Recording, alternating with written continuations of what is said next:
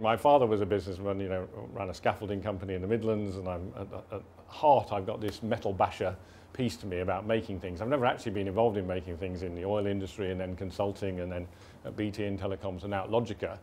But I've loved it all the way through, and I particularly like international business. I love the idea that I'm able to go out and operate and add value to people all over the world, navigate my way through different cultures, help people understand how to do business together to create value. There were two very formative periods for me. Firstly, joining Shell, which is a fantastic global operation.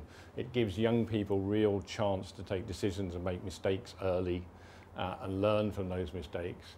And then when I went to BT, I was just lucky to be given a whole series of crises. And one of the things I talk to people about is how if you are in an organisation where there is a crisis, then run towards the fire, get involved, because you learn so much. You learn about who you can trust, who can really keep their head calm and get on and work out answers.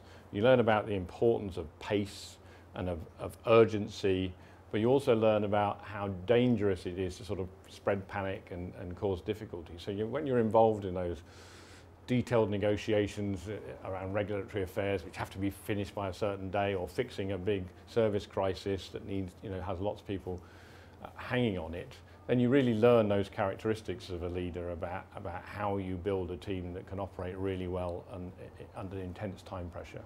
Electrical and electronic engineers tend to think there's a right answer to everything.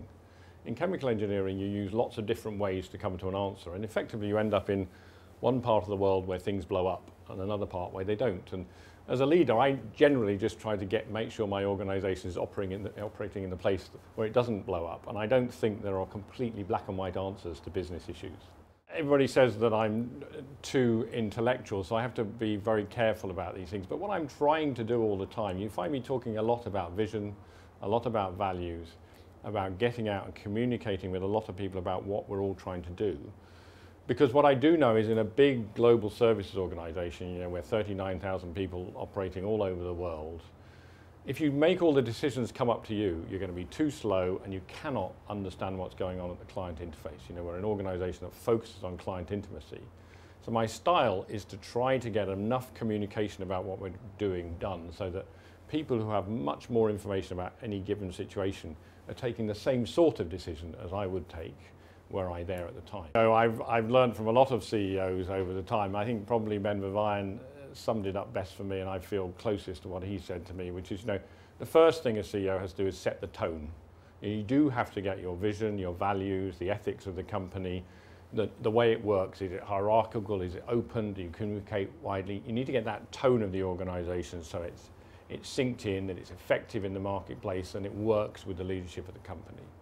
Second thing, I think you need to choose the right people. If you've got this idea that somehow doing a lot of work is a good idea of a CEO, that's a bad thing. Really what you need to do is make sure you've got a group of people working with you across the organisation who can really deliver a great deal. And spending time making sure that all those people are aligned and can move forward together, incredibly important. And of course, strategy is important. I think the thing I've added to Ben is I leave about a third of my time for managing what I call issues. It can be anything. One time it can be a shareholder issue. You might need to raise funds another day. There always something comes up in a CEO's life, and if you haven't got the room to be dealing with it, piece of M&A, it can be all sorts of things. If you haven't got the room to be dealing with that, then your agenda gets pushed around too much. So, I absolutely think you need to be able to take some time to manage whatever you consider the issue at the moment. So as an organisation, what we are looking to do is to really show how we can add value by being highly focused on developing client value. And we haven't got one of those normal goals that says we want to be biggest at that or that. So we tend to measure that against a balanced scorecard about client reputation, people reputation, because we're a people business, higher margins and higher growth in the market than our competitors. Now, we've got a long way to go to get there, but that's what, from a business point of view, we would say that the world looked like, plus the idea of being seen to positively contribute towards the big challenges of the globe today. Those would be the direction we would go in. For me personally, I've got a big thing about sustainability personally. I would like to leave Logica in great shape and for my successor to go on and have a really splendid time making it even more successful, because I think that's a very important issue for a CEO. And then the rest of my time is around very much about UK competitiveness. I'm working with David Willits on the space industry and how we should develop a UK space industry, working on the e-skills agenda in terms of what we should be trying to encourage young people to do to bring the technology skills to bear that the UK as an economy needs in order to be able to grow its way out of the current crisis. One of the things that saddens me is that fewer and fewer young people, particularly in the West, seem to be attracted to business as something to do. And you know, I do a lot of work on skills with eSkills UK at the moment, trying to make sure that we help people understand how much fun you can have around technology, the way it's changing the world, and the way you can work together with other people to create great results.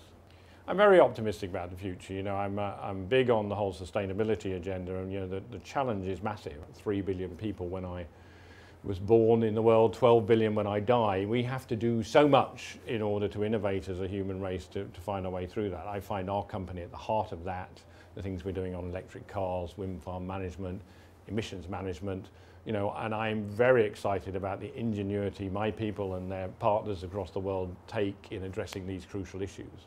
And I think, you know, as Winston Churchill says anyway, everybody should be an optimist. What's the purpose of the opposite?